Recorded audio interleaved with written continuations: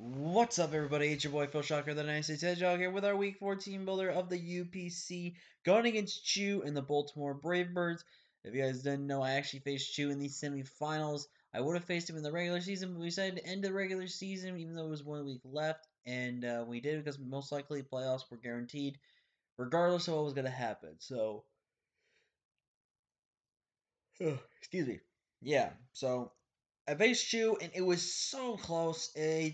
I don't know if I made a misplay or not, but I think I might have. I think also a little of hacks got involved in the matchup that I don't know would have changed the outcome of the game potentially, but would have definitely put me in a position where I was definitely good. So, yeah, but this matchup against Chew, God, is it terrible. This is a really rough matchup for us here in the terms that, like, I legitimately cannot bring my sand this week. My sand is very much hardcore crippled by this team. And I'll go over that in a second. But before that, if you guys are excited, leave a like if you haven't already, subscribe if you're new, join the Fresh Shocker crew today because you'll be filled with the king of the crew. And with that being said, let's get into this. Excuse me. So the reason why I cannot use my sand effectively is he has one of the two best counters, if not three potentially, counters to sand. He has Corviknight plus Swampert plus Persian. Persian is a good mon in terms against us because of the fact of foul play plus knockoff plus parting shot. Then there's Swampert. Swampert's a mess of bulk, and plus Swampert to be able to go physical can actually handle my team offensively. It's a great switch into both the Gigalith and can counterplay any potential switches I could have with Excadrill. And even if I set it a +2 with Excadrill, unless I'm running Soft Sand or I'm running Life Orb and I get a good roll and he's like not fully HP invested, it could be a chance that I get the KO. But then we have Corviknight, which Corviknight beats both my Sand Setters. So at this point in time, my team is stupidly stricken by the opportunity of the fact that I cannot use my Sand at all in this match. Excuse me. So now I'm into this position where I have to pretty much I have to plan around this draft with 8 Pokemon. So I have to basically pick. And if you guys know, my draft is 9 Mons basically because Chargebug's never come into a game. So now I'm basically stuck using 8 Pokemon, and then minus the one being Chargebug, which means I have 7 Pokemon to pick from. So I'm heavily crippled into this matchup, especially with the fact that you may think has a good matchup, it really doesn't. So now I'm in that position where I have to kind of play smart. And it's gonna be hard for us to figure out what we're gonna do here. So with that being said, let's get into this matchup here. So looking at Shu's team, he has got Spectre, Corviknight, Mega Audino, Galvantula, Alolan Persian, Swampert, Mega, Kyurem Black, Primeape, Serena, Tangrowth, Tentacruel, God, I don't want to remember them, Simisear, and Mesprit. This team is just annoying. Oh my god, excuse me. Oh my god. This team is just really annoying to face, man. This team is just so hard to handle. But in terms of what I think he doesn't bring, I don't think Mesprit matches up all that well against us. I think he just loses to a good chunk of the team. So I don't think it's gonna be really that good of a Mon versus us. Simisear, I really don't think it comes unless he knows he can counteract my sand, really. Otherwise, I don't think it really does come. It doesn't really do too much for him in terms of offense and versatility wise. Tentacruel, I don't think comes with the fact that I have 2 ground types. Oh, one of it can possibly beat and one it can't, kind of. I do have the options of going Keldeo. Keldeo kind of just walls Tentacruel unless for me. Sometimes I do have Mew. Mew's really good, and I got it out, which is his dual stab, and then everything else. And I have Room Heat. So I think overall we can kind of handle it. Serena does have a possibility to show up to this matchup. But I don't know if Cerner's really going to show up with the way the team we have is structured. So I don't think it's going to be providing that much of an offensive scare threat to us yet. So there's going to be that.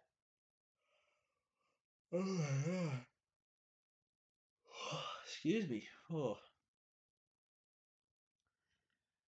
In that respective, Primate is definitely scary because of the fact that it has a really good move coverage, and plus it also gets a guerrilla tactics in this game. Which, if you guys don't know what guerrilla tactics are, it's basically the ability of Galar Darmanitan, which basically gives him an instant choice band, and if he's Scarf, he has a Scarf for his speed and an instant choice band for his attack because of his ability. So makes him a massive threat. The only reason I could probably see Primate not coming is just for the fact that Primate is very crippled by the moveset, and by the fact that it's forced to either run Scarf or it has to run some type of item that really benefits it in terms of things. Like if it's gonna run like maybe sub 3 attack, excuse me, with Slackberry, that can definitely positive. Plus, also with getting the Slackberry, even with clicking sub, there's a chance we can crit his sub, and if he's Anger Point, his Anger Point goes through the sub. That can definitely provide a bit of a scary option to him, so that's gonna be interesting. And I do think Kieran Black has a very viable chance to show up. Kieran Black is just a monster of a Pokemon. Kieran Black is just so goddamn strong. But in terms of what I think the Kieran Black is gonna come, I could see it choice scarved. I don't think it's gonna come scarved. It could come scarved. It could come choppy. It could go Babiri. It definitely has a lot of barracks to do a lot of things. I guess show you that. But I don't know if it's gonna fully want to come. But it's again one of those mons that I think can just do whatever. But in the terms of Sixers, I see him possibly bringing Webs. Webs have a good possibility. Otherwise, Galvantula has a really good matchup. If he doesn't think Galvantula is really usable for Webs or the matchup, then again, Kieran or Primate probably fits in the role right here. Mega Audino is just an annoying, dumb Pokemon that just sits in front of me and just does whatever it wants to. So it's gonna be stupidly annoying for that. Persian, he has to bring Persian in order to stop you and just kind of also annoy my team. Swampert again is gonna be Swampert is pretty much his only rocker on his team that I believe I'm pretty sure it's his only rocker. And I think rocks against my team is gonna be very, very important for him. So I think that's definitely gonna be something he's gotta be more so on the lines of expecting in terms of what I can do. Corviknight again, like I said, absolutely has to bring Corviknight. If he does not, he pretty much just loses to my team. So that and Spectre I think can also come with like the Spectre's Ghost Stab is just really annoying for my team to deal with. It does also run Dark Pulse, which is very annoying on my team, and then Double Kick. So like a sub 3 attacks lefty set could definitely be annoying. Or Colbur is also very annoying. So it's just gonna be one of those models that we have a hard time struggling with. So it's going to be very interesting to say the least. But with that being said, and before I pass out, let's go ahead and go over the team that we are bringing for this game. So kicking it off real quick is Trusty Rotom Heat. Rotom is just so good. I just keep looking at the matches, and Rotom just matches up incredibly well against everything, which is really cool. We're bringing Nasty Plot again because again, Rotom's versatility in this matchup is really really good, just from an offensive perspective. We're running Splat 3 attacks with 116 HP for bulk, max special attack, and 140 speed. The speed lets me outspeed the Persian. So if Persian has any form of speed investment, it's gonna outspeed me, and that's a great information to actually get from the Persian. Because if he's not running any speed investment, which he may or may not run speed, it's up to him totally on this, because he knows there's got a couple of mons on my team that just outspeed him. Unless he's really concerned about speeding like a max speed adamant drill, then he could run speed. But if he doesn't run speed, then that puts us in an amazing position. So I really think Rotom can really good. Pasho Berry is there, so I can take the hit from the Swampert. And more likely, if Swampert ever has a 1v1 in front of Jirachi, he's more than likely going to click rocks every single time. Because he's always going to probably think I'm going to go for the rainbow. He's going to go for the rainbow berry bam and all that. But then it comes down to this because once I burn his rainbow berry, as he has already hit me with, as he hits me with Scald on the following turn, then it comes down to a bit of a mind game of sorts because then it kind of plays around on who's going to do what. and that could be kind of problematic for us there. So there's that. Up next, we have Infinite, my Mew here with a really it's kind of a risky set, but I think it's a set that could pay off if we play it to its strengths. We are running Agility Roost, Flamethrower Psychic Mew with 156 HP, max special attack, and then 100 speed with the modest nature. With the speed investment, we will outspeed Scarf Galvantula, so we will pretty much outspeed everything on his team that is trying to be Scarf except for Spectre if it's Scarf, which I highly doubt is going to be Scarf. So there is that. So, but Mew is put on a very good chance to win the matchup here. Mew basically, if it gets a weakness policy pop, can really go in. Flamethrower, I went Flamethrower over Ore Spear just for the fact that if Corviknight's more specially defensive, I had the better chances of potentially still having a potential Oko on it with Flamethrower than I would with having Ore Spear with again the what's it the Persian. So there is that. Weakness policy is probably most likely going to be gained to be pop against the Persian, if anything, and hopefully Persian. This could be my lead option in terms of either setting up and going for the attacks or anything like that. 156 HP gives us that bulk, which is going to give you really good versatility in living the hits. And then again, running Modest just to able to hit so hard against this team. Hopefully, we get our +2 off before the Audino comes in. Because if I don't, and depending on how bulky he makes his Audino, we may or may not 2 KO it. So, a lot of things to kind of factor in with that. Coming back is Lamont with a mini sweep last week as Nemesis holding Shukaberry just because I don't want to deal with that Swampert. Swampert is very annoying. We are running Flamethrower, Sludge Wave, Nasty Plot, and Hidden Power Grass. Now, we are basically not running Dragon Stab. And you may be asking yourself, why am I not running Dragon Stab when there's a Kyurem Black there? Well, in retrospectives, I would think it's not that smart to run Dragon Stab. Again, with Sludge Wave spam, it's really, really good.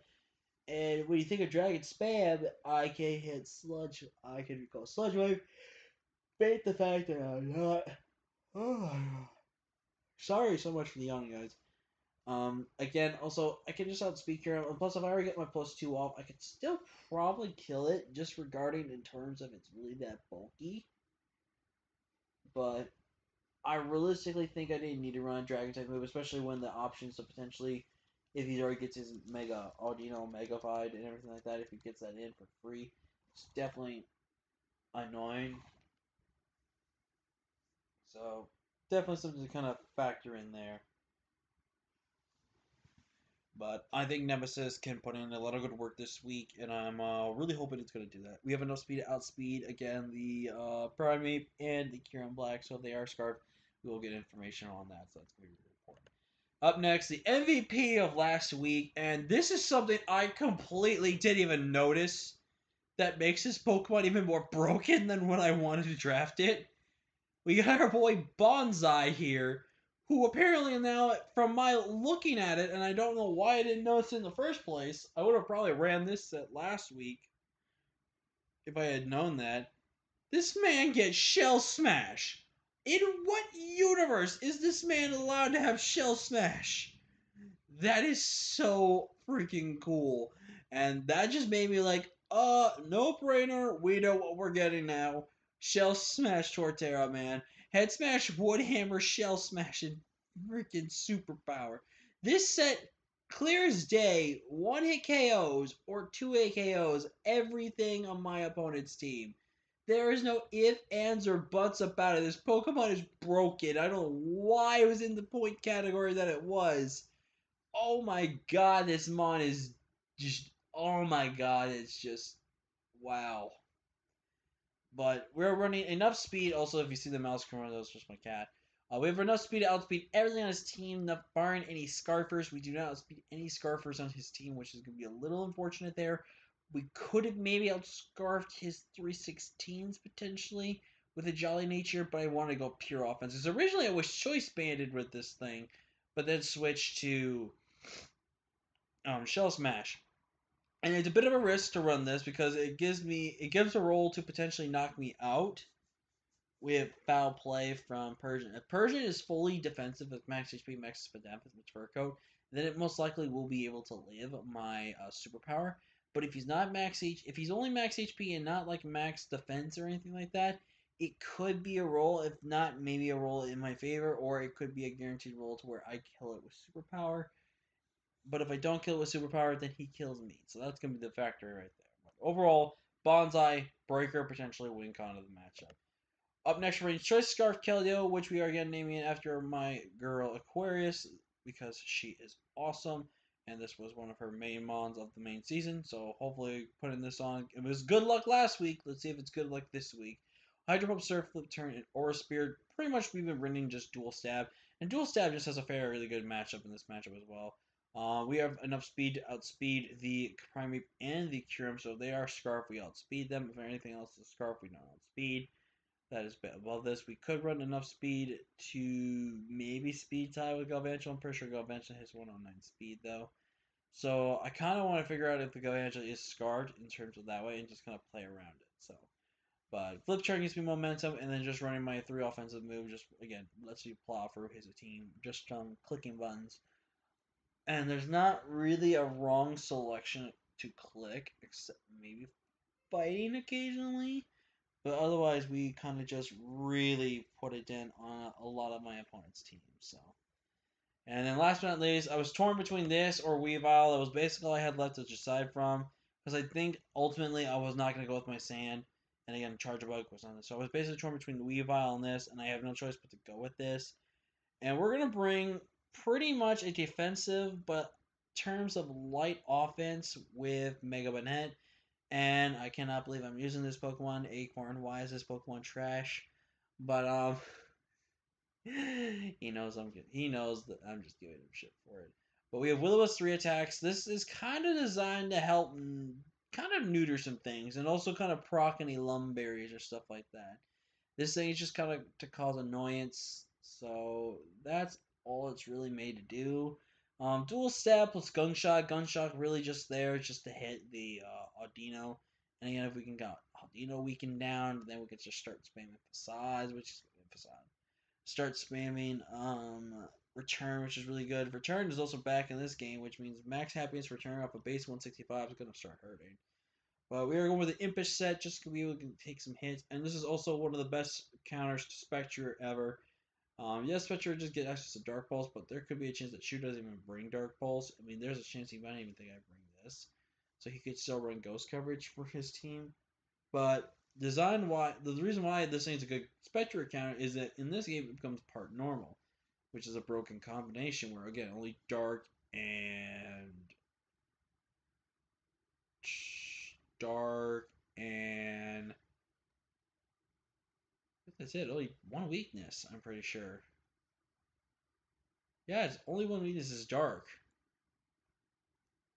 which is really awesome for us there. But we're running 224 in HP, 168 in defense. In this game, for some reason, it took away Cotton Guard, even though Cotton Guard is a move it can learn itself. And then we refer the rest into attack just to be a little offensive. So this thing is mostly designed to just kind of take hits, cause annoyance, and just whittle teams down. So definitely something to kind of put in a factor there. But that's going to be the team, guys. Again, I don't really know if we can win this one. This one's just a tough matchup, but we've kind of gone win, loss, win. And I hope we can break the streak and win up a game here, and also beat Chu since he beat me in the playoffs in the semifinals. So here's hoping we can pull off a very much victory dub right here. But yeah, thank you guys so much for watching. Leave a like, comment, share, subscribe, and I'll see you guys next time. Peace.